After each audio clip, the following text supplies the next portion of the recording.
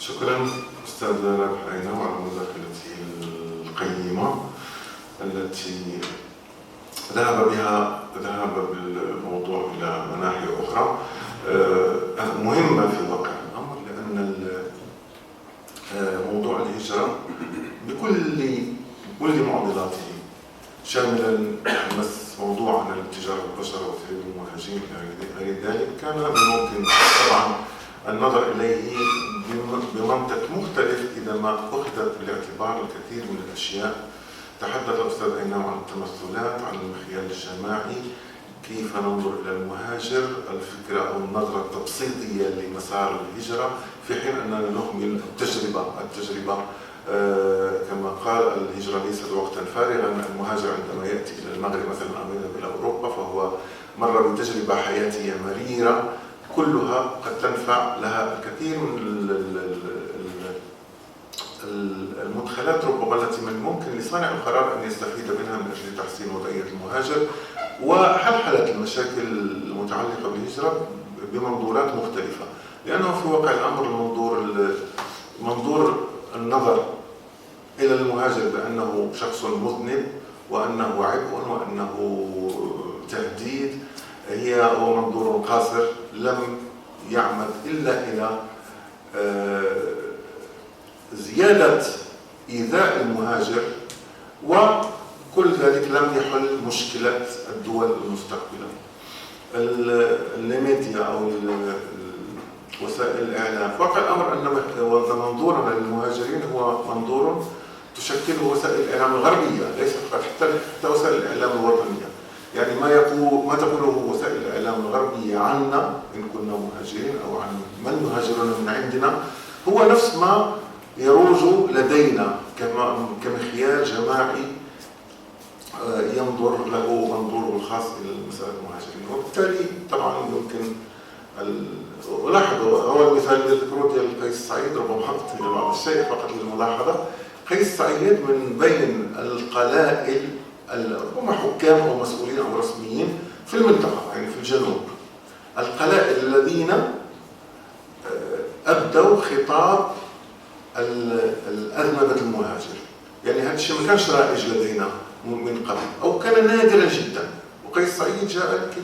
يظهر في هذا الإطار. طبعا هو يتبنى منظورا، لاحظوا أنه نفس الديسكور ديال الرسميين الأوروبيين أو الأمريكيين أو غير ذلك تجاه المهاجرين، وهذه مسألة خطيرة طبعا لا بد من إعادة النظر في كل هذه السياسات ربما لمصلحة المهاجر. أنتقل إلى المداخلة الثانية والتي سيتقدم بها الدكتور محمد أمين بالجايد، وهو عنوان مثير Intervention et trafic illicite des migrants, un état de lieu d'une mondialisation criminelle ووضع حال عولمة مجرمة. هذا ما أثارني في الموضوع، فليتفضل. Merci monsieur. L'une des singularités qui caractérise cette époque, une époque ni sage ni sauvage, un entre-deux comme disait Gramsci, c'est la profusion des singularités et des dichotomies. Et l'une des dichotomies les plus criantes de notre époque est celle d'une époque où la traite des personnes est criminalisée au niveau mondial et en même temps c'est l'époque où on assiste à un plus grand nombre de personnes victimes de traite ou d'esclavage moderne comparé à toutes les autres périodes de l'histoire. Ainsi, au niveau mondial, ce sont plus de 40 millions de personnes qui sont victimes de traite ou d'esclavage moderne. Et c'est le nombre le plus élevé comparé même à l'époque noire de la traite négrière. Ce qui nous fait dire que la traite des personnes est un phénomène qu'on peut qualifier de transhistorique, au sens où il a été et il est encore présent dans toutes les époques et au sein de toutes les sociétés humaines.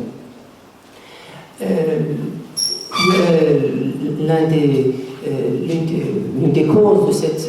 cette prolifération de la traite ou le trafic de personnes et la caractéristique de la mondialisation. On croit souvent que la mondialisation est un phénomène économique, alors que la mondialisation est principalement d'ordre criminel. La mondialisation la plus aboutie, la plus active, la plus rapide et la plus réactive et la plus résiliente aussi est celle de la criminalité. Et les victimes de cette mondialisation qui est devenue criminelle sont principalement les immigrés clandestins et les personnes victimes de traite de personnes. Nous allons, dans mon intervention, aborder dans un premier point les facteurs de convergence et les mécanismes opérationnels en commun ou en différence entre la traite et le trafic de personnes, déterminer les nuances entre ces deux phénomènes criminels et, dans un deuxième point, aborder le cadre juridique, le cadre normatif de lutte qui a été adopté au niveau international pour lutter contre ces deux phénomènes désormais mondialisés. Mon premier point, qui va aborder la question de la traite des personnes et l'immigration clandestine, facteurs de convergence et mécanismes opérationnels. La traite des personnes et l'immigration clandestine ou le trafic de migrants sont deux phénomènes étroitement liés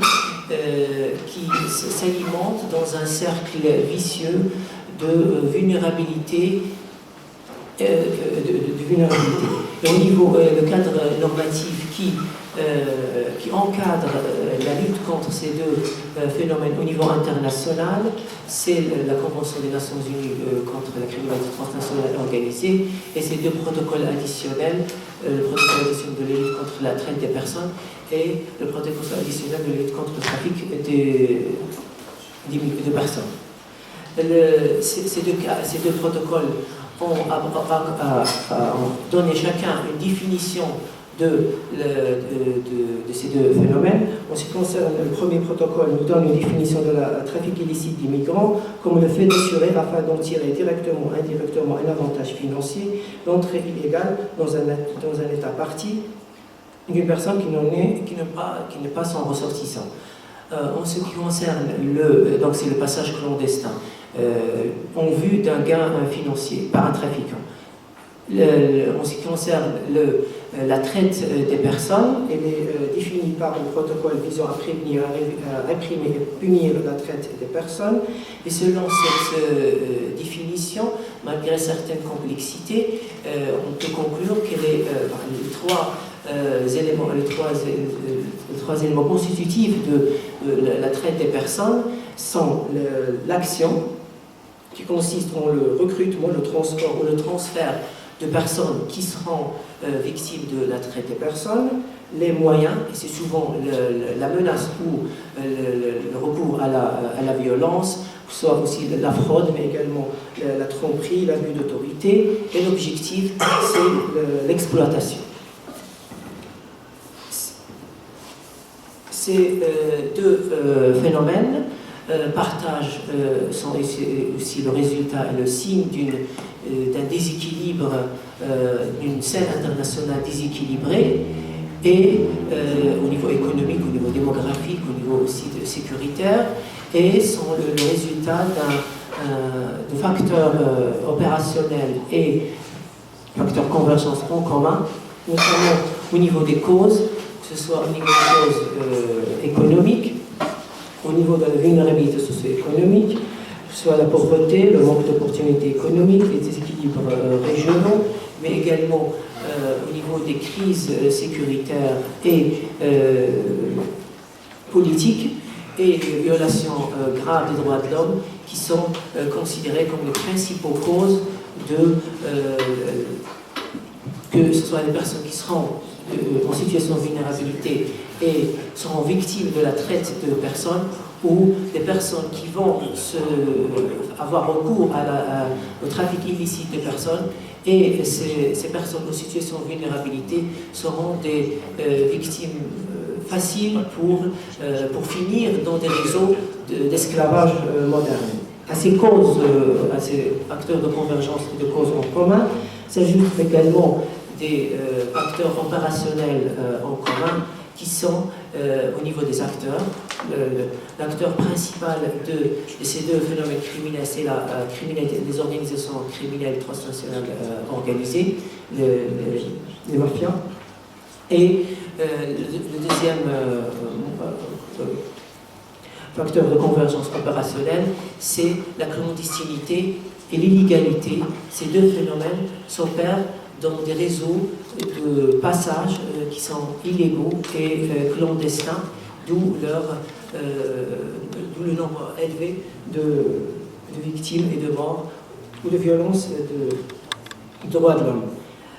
Contrairement à l'idée, et selon l'Office des Nations Unies pour la lutte contre le crime et la drogue, contrairement à l'idée répandue que la traite des personnes est souvent un phénomène qu'on trouve dans les États faillis, ou les zones grises, ou les États en situation en instabilité sécuritaire ou politique. Le phénomène de la traite des personnes est un phénomène mondialisé qui est autant présent dans les États riches, les États développés, que les États en voie de développement ou les zones de conflit. Et l'un des caractéristiques de cette criminalité, c'est la forte présence de l'élément genre. Donc, au sein des trafiquants, la quasi-totalité, la grande en tout cas, la quasi-totalité, c'est des hommes. Et là aussi, et au niveau des victimes, 72% des victimes de traite de personnes sont des femmes. Le un quart, c'est des enfants. Et autre transformation au niveau de la traite des personnes, une transformation qui a été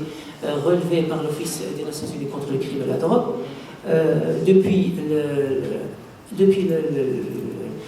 la pandémie, après la pandémie du coronavirus, c'est une transformation de la nature des victimes de la traite des personnes, alors que historiquement, c'était des personnes qui sont issues de l'immigration ou de clandestine. C'est donc dans les routes de l'immigration clandestine que sont recrutées les futures victimes de la traite des personnes de l'esclavage moderne. Désormais, la majorité des personnes qui sont victimes de la traite des personnes, c'est les personnes qui sont au sein de leur propre pays. C'est dans leur propre pays qu'on trouve la majorité des personnes victimes, au niveau national, qu'on trouve dans chaque pays, qu'on trouve la majorité des personnes victimes de la traite de personnes. Autre lieu de manifestation qui est souvent parfois oublié ou occulté de la traite de personnes, et là le lien se fait encore plus flagrant avec le trafic de migrants clandestins, c'est la haute mer. La haute mer, cet espace, malgré la dernière convention pour le gouvernement de la haute mer qui a été adoptée, reste encore un espace de non-droit, presque de non-droit, et en plus de ça, la capacité de contrôle dans cet espace fait qu'il est devenu un lieu de prolifération massive de la traite des personnes, notamment dans le secteur de la pêche internationale, où une grande partie des personnes qui travaillent dans ce secteur sont des personnes victimes d'esclavage moderne. Bien qu'elle est présente à peu près dans toutes les mers et les océans du monde, elle reste assez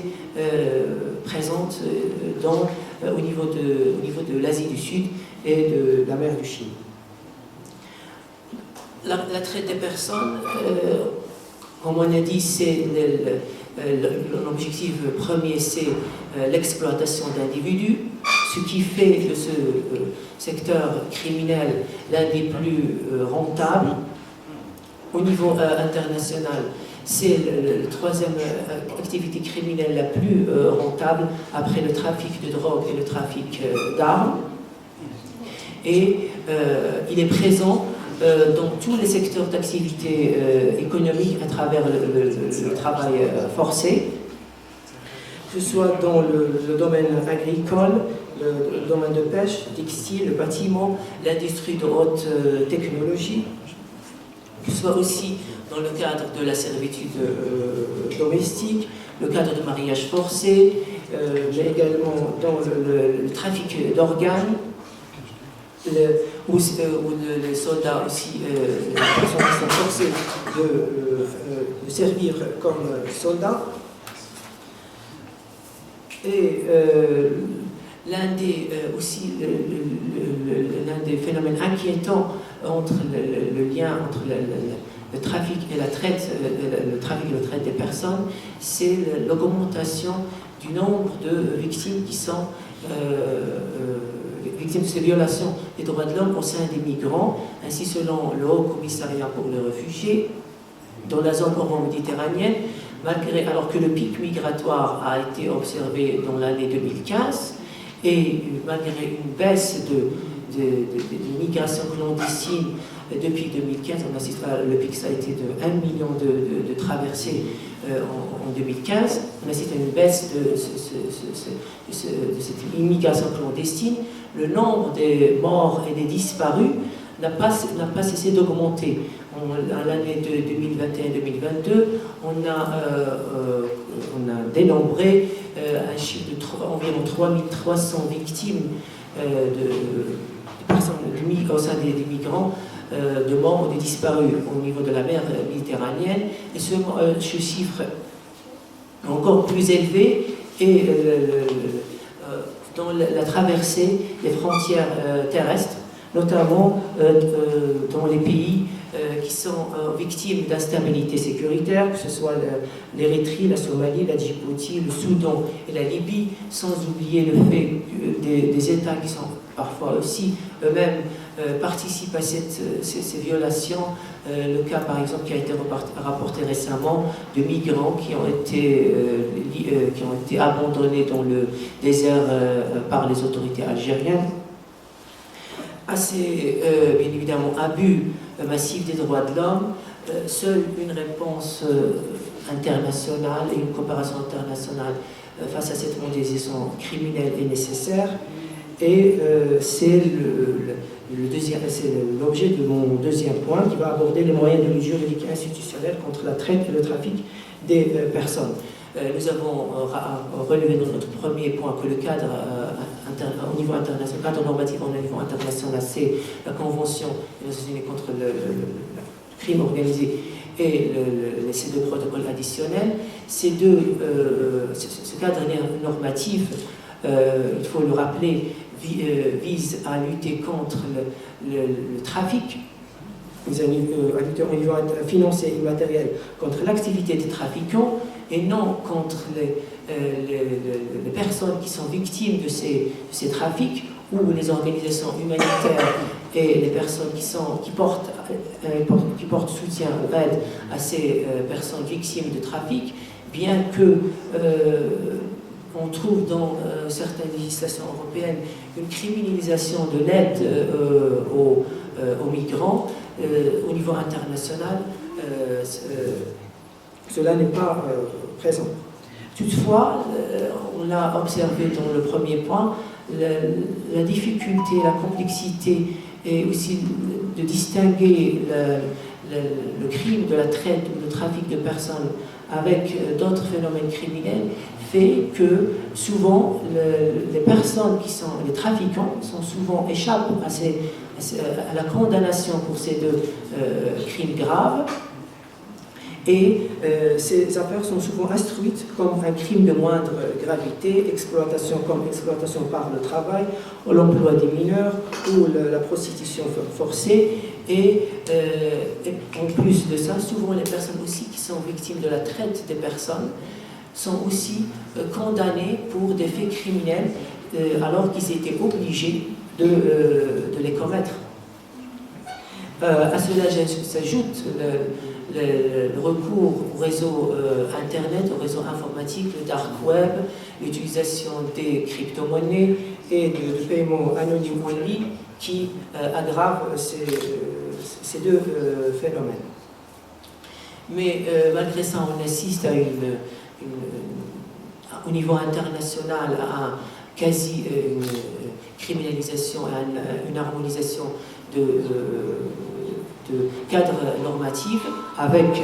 l'adoption, par exemple, de 180 pays qui sont signataires de la Convention des Nations Unies contre le crime organisé, et environ 180 pays de ces deux protocoles additionnels, qui ont été adoptés en 2003. À cela s'ajoute, en 2003, les pays membres adhérents à la Convention des Nations Unies contre le crime organisé, ils ont mis en place un mécanisme d'examen des pratiques des États en matière de traite et de lutte contre le trafic des migrants. Et ce mécanisme d'examen va examiner de manière périodique les pratiques de chaque État pour distinguer, pour énumérer, pour avoir des échanges entre les États en matière de bonnes pratiques et déterminer aussi les lacunes de chaque État membre de ces conventions pour la lacune en matière de lutte contre la traite et le trafic de personnes. Au niveau des actions internationales pour lutter contre ces deux phénomènes, nous allons nous focaliser sur trois niveaux. Au niveau des Nations Unies au sein du Haut Commissariat aux réfugiés, de l'Union européenne et de l'Organisation de l'Union africaine. Au sein du Haut Commissariat pour les réfugiés, elle a adopté en avril 2022 sa stratégie de protection, des victimes, des personnes victimes de traite et de trafic de personnes, et appelé également dans le cadre de cette stratégie qui se focalise principalement sur les victimes de ces violations des droits de l'homme, que la conclusion de cette stratégie, c'est que seule une réponse, seule l'existence de voies légales de migration peut permettre une lutte efficace contre la disparition de ces deux phénomènes. Au niveau européen, malheureusement, la région euro-méditerranéenne, c'est la région qui cristallise au monde le plus les contrastes et la gouvernance mondiale des migrants, où au nord, nous avons l'espace européen avec la possibilité du passage libre des frontières et au sein de l'espace Schengen, et aussi à son antipode, une barriérisation et une fermeture des frontières. Ce qui marque la gouvernance des frontières et la lutte contre l'immigration et la traite des personnes au sein de l'espace européen, c'est ce que appelle Michel Fouché une mondialisation négative, ou une barriérisation, on assiste à une barriérisation des frontières. Et la gouvernance des frontières européennes se caractérise par trois dynamiques qui sont la densification, la délocalisation et la densification, la dématérialisation et la délocalisation. Au niveau de la dynamique de la densification, on assiste à une barriérisation des frontières, et l'un des signes aussi de cette densification de la gouvernance des frontières, c'est le renforcement du mandat de l'agence Frontex depuis 2015, et également le renforcement de ses moyens financiers qui s'élèvent désormais à 22 milliards d'euros. Ce renforcement du mandat de Frontex s'ajoute également une dématérialisation des frontières européennes. Désormais, la gouvernance et la sécurisation des frontières se fait également par des moyens numériques, caméras, détecteurs de mouvement, drones, satellites, hélicoptères, mais également le recours aux bases de données pour enregistrer tout le passage des frontières. À ces dynamiques de densification et de dématérialisation s'ajoute aussi une dynamique de délégation de la gouvernance des frontières par le recours au secteur privé, ou aussi par le recours aux pays tiers dans la gestion des pays tiers, dans la gestion du phénomène de la traite et le trafic des migrants. Oui. Au niveau de l'Union européenne, de l'organisation africaine, a adopté aussi une stratégie en 2021, une stratégie pour lutter contre la traite, le trafic de migrants. Ce qu'on pourrait dire de ce phénomène, la migration, qu'elle soit volontaire ou forcée, est le résultat d'un monde marqué par des inégalités dans le développement, dans la croissance démographique, et des équilibres qui poussent des hommes à chercher refuge dans d'autres régions ou au sein ou à l'extérieur de leur pays. Et seul moyen pour lutter contre ces deux phénomènes, c'est de concevoir les politiques migratoires non comme des politiques d'exclusion, mais comme des politiques et des mesures d'aide au développement, en d'autres termes, de mettre l'humain au cœur des réponses étatiques. Merci.